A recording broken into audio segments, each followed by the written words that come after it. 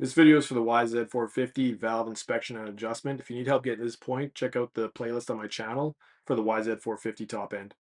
I'll also link any parts and tools you might need in the description. First, we need to set the piston to top dead center on the compression stroke. The cam lobes should be facing away from each other, and the marks on the cam sprockets should be perfectly aligned with the head surface. If all the marks aren't aligned perfectly, you probably have a stretched cam chain, and you might want to look at replacing it. I usually set up a chart with the clearances on there. Makes doing the math all easier.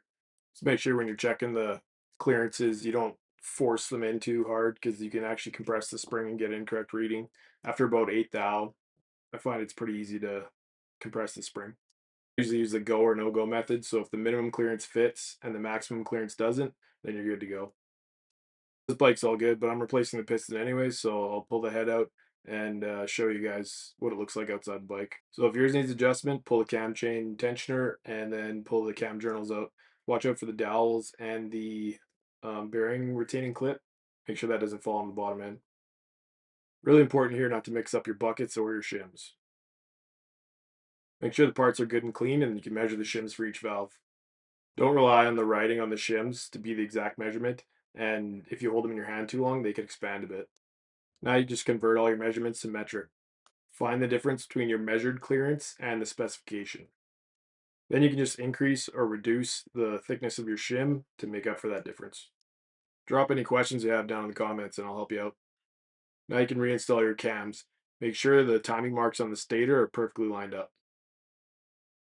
So now you'll see two punch marks facing straight up, and there should be 13 pins in between those two marks.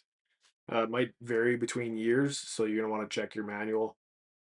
With your timing marks all lined up, you can go ahead and install the cam journals. Don't forget the locators and the dowels, and torque the cam journal to 10 newton meters.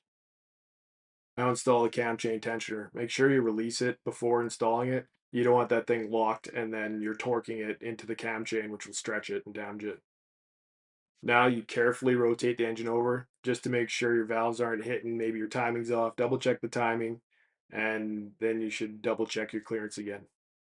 And there you have it. Make sure you check out my playlist for more maintenance videos. And if this helped you out, leave me a comment and throw down a like. See you in the next one.